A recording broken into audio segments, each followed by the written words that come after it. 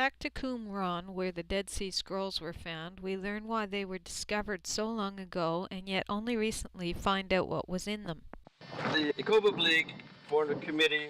It was mainly Christians, but it included some Jews and Eastern Orthodox and Western Christians, and they divided up these manuscripts to scholars.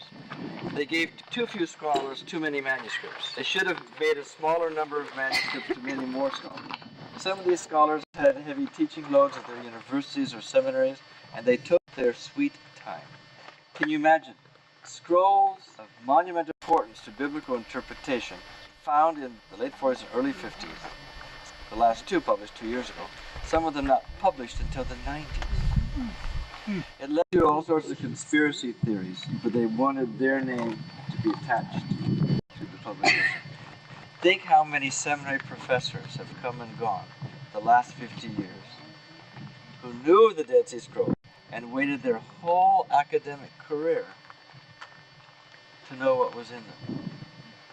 It is just sinful.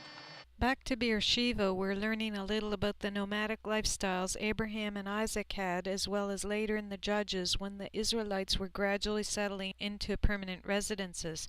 Dr. Fleming now speaks of the nomadic lifestyles.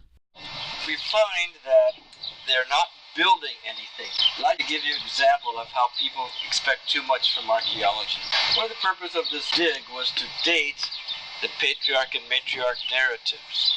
But the archaeologists and a number of scholars expected too much of the dig. The earliest houses were 1200 to 1100 BC.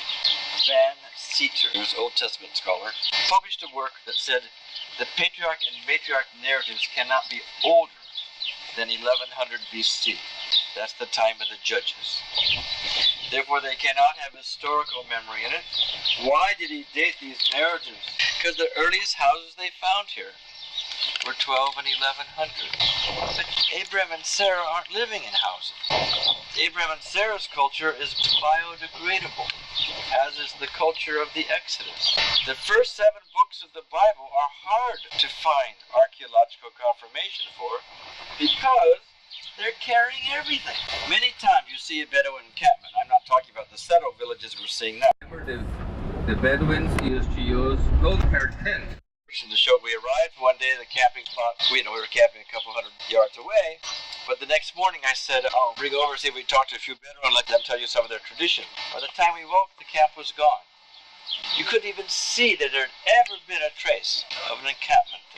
If you have to carry it, you've evaluated it carefully what you've brought and you carry it on. It's really too bad, in my opinion. Many books, many articles for shocking value. There's no archaeological proof of the existence of the patriarchs and matriarchs. That's asking too much. In archaeology, it's amazing how much vested interests there are in schools of thought. When you date things, what do you think? Was it a conquest or a gradual settlement in the land? And people almost spit fire on those discussions at archaeological meetings.